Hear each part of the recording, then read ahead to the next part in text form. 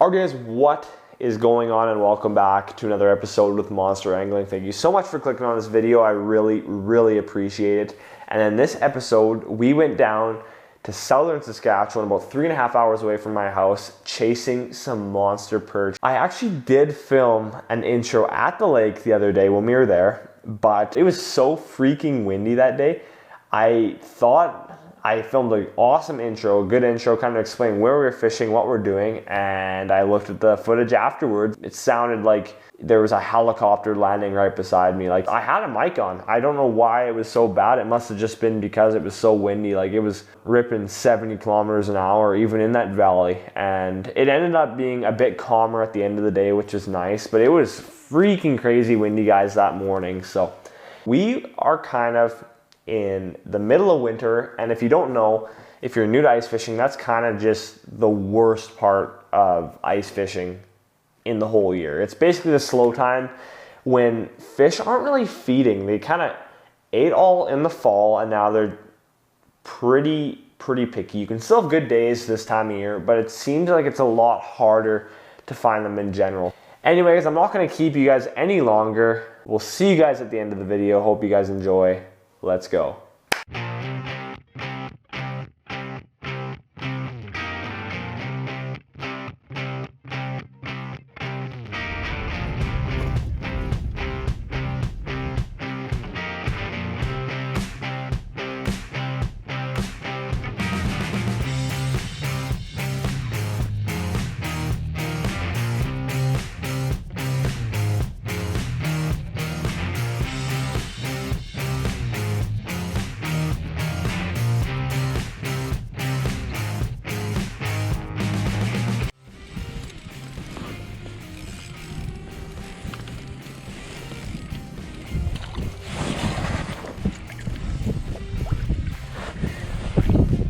Look at that. Only about 10 inches. Actually, that's a really good keeper. Wow. She didn't even know my camera was on. That's sick. Not a jumbo, but that thing, look at the colors on that guy. That's crazy. I think we're gonna keep that guy, actually. I'm hoping that the second lake brings us some big fish. This is just kind of a little farm pond more than anything, but hope you guys are having a good day.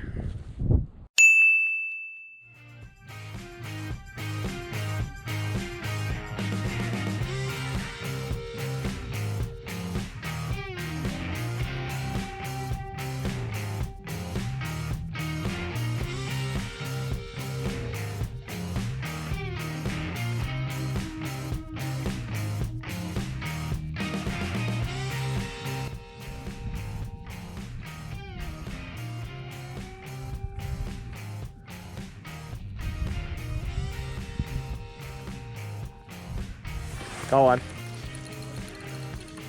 It's a good fish, I think. Oh, there's one on my other rod too. Got my other rod. Oh, that's a good one. Oh, there was one. I know there was. Are you keeping there? Yeah, just caught my second perch today. That's a good perch, actually. Can't throw that guy back, his swim bladder's out. I didn't bring him out very fast, but yeah, he's a good eater anyway, and we have a couple eaters, so he'll go good on the frying pan. Did you have a double header, or was it the same fish? I had a double header. I was freaking jigging it like crazy. I thought that one was a walleye. This is a big one. I think I should be wanting something bigger. Maybe. This is the 1/2 ounce, so that's like, this is a big bait for perch, but I've caught all my perch at this lake on this thing, so.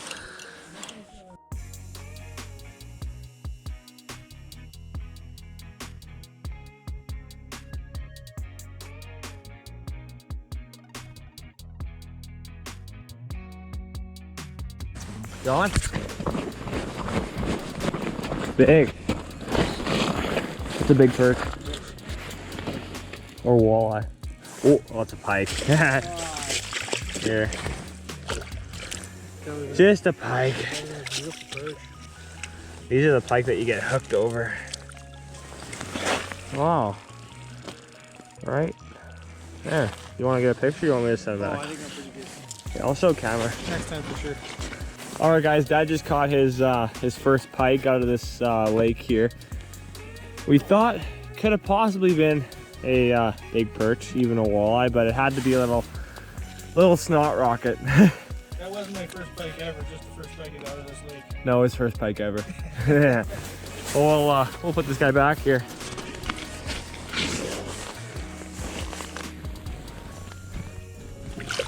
There he goes. Sweet. That's cool. Yeah, awesome. Hey guys, so I don't want to stop or don't want to pause the video here, but I have something very important to tell you guys. So what you guys are about to watch is, I'm just gonna spoil it to you guys. I catch a big fish. But before that, I just kind of want to give you guys the story leading up to it, because it doesn't really make sense when I turn the camera on what exactly happens. So as always, I'm always out on the ice talking to people, you know, seeing how they're doing, telling them how I'm doing, if I'm doing anything different, if they're not catching anything, I'll give them a couple tips. But in this case, we met a very, very nice couple out there, guys. They were fishing for perch pretty much all day, and they didn't catch anything. And now we were trying to explain to them why, or how, you know, fish finders, how flashers help you catch so many more fish. And they came over and they were talking to us, and me and my dad, or my dad and I both had our flashers, and we both were kind of putting them in the holes. My dad has a smaller model, I have a bigger model, it's a bit more expensive, but we were both kind of showing them what we have and kind of just explaining to them what the benefits of having a fish finder are. And all of a sudden, my dad was just kind of jigging his spoon, and this big mark appeared off the bottom, just cruised in off the bottom, and he was sitting there for about 10 minutes and nothing happened. So my dad finally said, okay, Paul, if I'm gonna give this rod to you and see if you can catch it. So I jigged the hook in front of him for a little bit, and all of a sudden this happened. Turn the camera, go for it. No, that's good. No, you can keep watching. So see, I'm gonna pull him up here. Oh, he went back. Try to get him to chase him up. And the thing is, if you just... That's a big fish. Eventually they'll but if you always have it moving just a little bit, it keeps them interested. So I pound it in the mud, and then if you kind of twitch it up slowly, usually see how he's falling. Got him. Oh my goodness. Here, I'll get your transition. That's a good fish, Dad. Yeah. You got your camera on? Yeah. Nice. That is a slob. Oh. I can't tell you how much I'm regretting having hit my rod right now. That is a big perch. Oh. Wow. Yep. There's a flag or something up there. Yeah. Well, you see where we were fishing, there's a mound with 4 holes. Guys, that's a giant. That's a giant, like, honest to God. That's nice. Wow. What a like that is a I feel like I should... ball. That's awesome, buddy. That's a beautiful fish. Well, thank you for that. That was a good lesson. Oh, no problem. And that was his lucky game. There he goes. Awesome. That's another big that fish. Is a beauty. This one's Dad's. Dad's. Not mine. Sorry to say. If only I was holding the rod still. That's a good fish. Okay. For the action. Here, I'll let you get a picture with your fish on the GoPro here, and then we'll put them back. Thank you, sir. All right, guys, there's Dad's fish here. That's a good fish, probably 12 and a half maybe, but fat. We'll put this guy back here because he's a bit too big to keep. All right, big fella. All right, guys, well, that's great. This hole is so icy. That's fine. Oh, that's okay.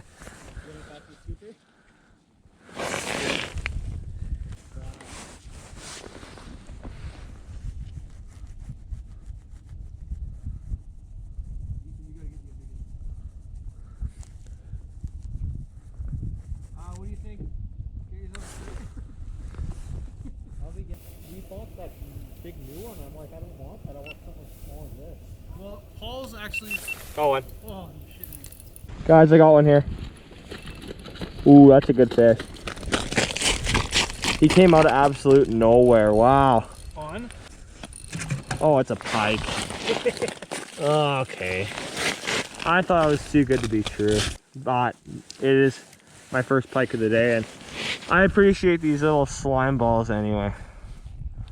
But that's pretty cool. That's pretty cool. I didn't have flasher camera running. I wish I would, because he kind of came out of nowhere. I'll get a release on this guy. Thanks for playing, bud. Okay, there he goes. Sweet. Yeah. Show you guys what I'm using here again. So I got this PK spoon on here. This is Wonder Bread, pretty much sold out everywhere. But I'm literally just threading this on here, kind of through every treble. This one, it'll fit on that third treble. Oh, maybe not. That's okay. But I'm just gonna drop it down here. That guy came freaking fly. Yeah, I'm trying to reel these guys up slow because I don't want to give them barrow trauma. But the thing is, I'm only fishing 22 feet, so this is a good little lake.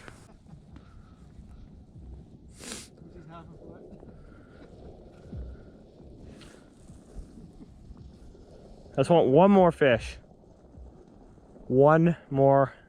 Actually, you know what? I want Easton to catch one, and then I'll catch one more for camera. This has been a good day. Come on.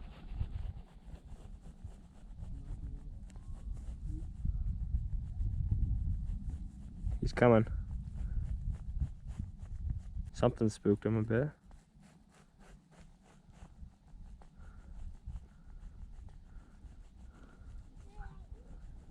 Come on. Huh. Come on. It's a big mark. Drop it down in the mud and pull it up. They like that. Hole shooting off the bottom. Come on.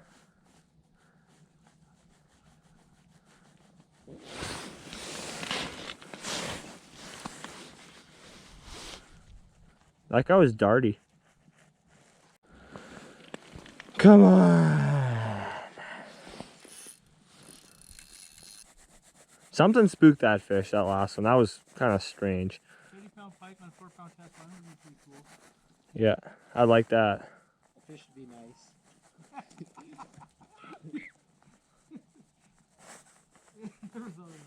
would be cool too. I'm gonna reel up and check my bait.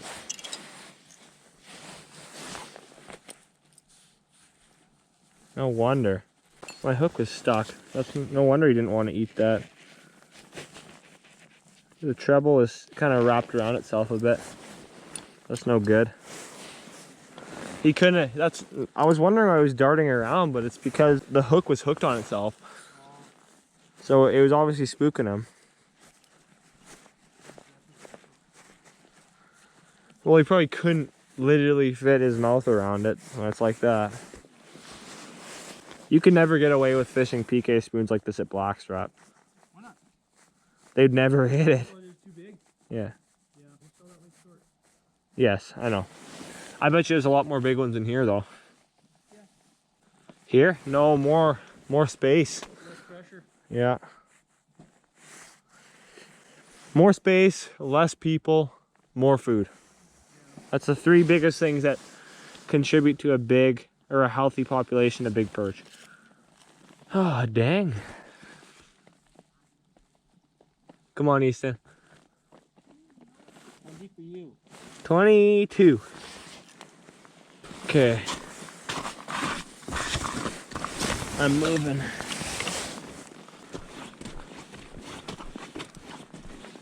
We're gonna go fish in the hole a little bit shallower. Ah, there's a hole over right here. Okay. Put that Zeuser down. And then we're gonna put this guy like that. 19.9. Dog.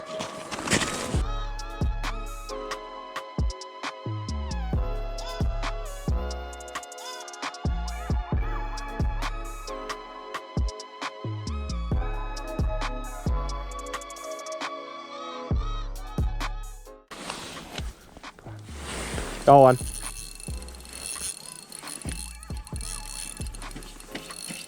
Like, yeah, it's gotta be a pike. Just grab the deucer. Quick. No, it's good. It's gotta be a pike. Or a giant walleye. You want me to turn on the light? No, it's a pike. I almost guarantee it. Yeah. Hey!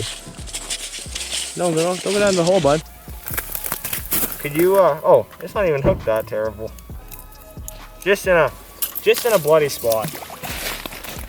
You get him anywhere near the gills, they're generally gonna kind of bleed a little bit, but there he is. About the same size as the other pike we were catching. If this was a perch, I'm telling you guys, that would be a freaking monster. But that pike will be okay. He just kind of got clipped around a little bit on the gill, but I'm thinking that's a wrap.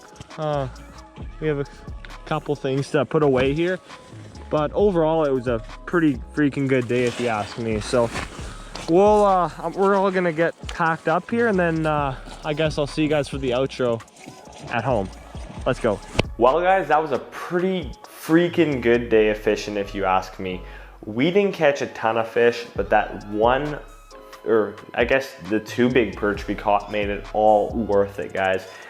And I haven't caught a big perch in a while, and I've been grinding it out, and I finally guys got a big fish or a big perch. It seems like we've went out probably 8 times this year searching for those big ones, and we finally got rewarded, and it feels so good. And that is just a good lesson to think about when you're out fishing. Don't give up right away.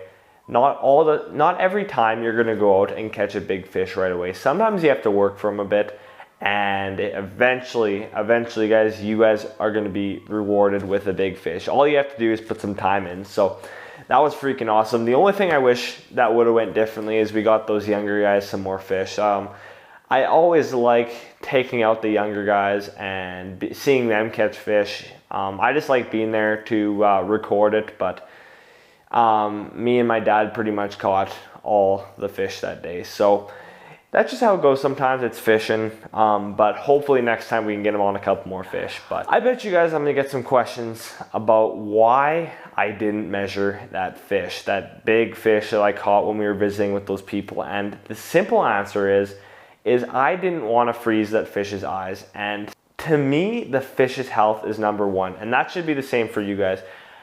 Those big perch have to be handled properly, guys. You have to handle those 13 inches properly if you want to be able to catch those 15 and a half inches in a couple of years, because those are the ones that are going to make the next jump and eventually get that big. I know Uncut Angling a couple of years ago made a video that I thought was a very good way to explain it. And he said that basically it's like a pyramid. You have, the 15, 16 inches at the very top, and as you go down, there's going to be more 10, 11 inches, and then less 12 inches, less 13s, less 14s, and then when you get to the peak, that's your 15, 16 inches that there's not a lot of, but they are out there. And if you let go of those fish lower on the pyramid, you're going to get more up here eventually. So it's just something to think about, guys. And some people would even be questioning why they didn't keep that thing, because there is people out there that would mount a fish that big. And the simple answer I can give to you guys is that you guys should wait for the next video. That's all I'm going to say. A little bit of a teaser for the next video, but trust me guys, you're going to want to come back for the next one. So anyway guys, hope you guys enjoyed the video. We finally got on some big fish here, which is awesome, and hopefully we'll be back out doing a lot more fishing here once this cold snap leaves. So yeah, hope you guys enjoyed the video. See you guys on the next fishing adventure. Take care guys. Let's go.